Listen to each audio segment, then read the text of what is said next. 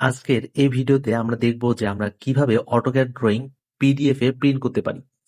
তো আমরা অনেকেই হয়তো জানি না যে কিভাবে অটোক্যাড ড্রয়িং থেকে প্রিন্ট করতে হয়।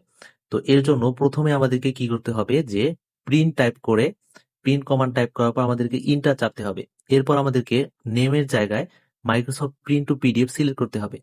পেপার সাইজের জায়গায় আমাদেরকে A4 সিলেক্ট করতে হবে এবং প্লট এরিয়ার জায়গায় আমাদেরকে উইন্ডো সিলেক্ট করতে হবে এবং সেন্টার দ্য প্লট এইখানে আমাদেরকে টিক চিহ্ন দিতে হবে এবং আমরা ড্রয়িংটা যে ডাইমেনশনে নিতে চাই মিলিমিটার অথবা ইঞ্চি সেইটা সিলেক্ট করতে হবে।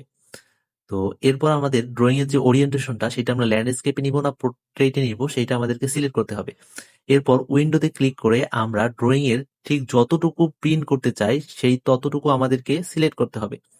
তো সিলেক্ট করার পর আমরা যদি ওকেতে ক্লিক করি তাহলে কিন্তু আমাদের যে ড্রয়িংটা আছে সেটা কিন্তু পিডিএফ ফরম্যাটে কনভার্ট হয়ে যাবে। তো এরপর আমাদেরকে এইটা যে জায়গায় আমরা সেভ করতে চাই সেখানে আমরা সেভ করব।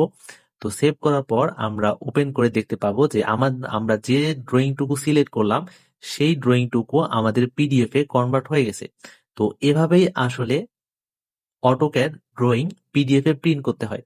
তো আশা করি ভিডিওটি আপনাদের ভালো লাগবে। ভিডিওটি ভালো লাগলে অবশ্যই চ্যানেলটিকে সাবস্ক্রাইব করবেন এবং ফলো দিয়ে পাশে থাকবেন।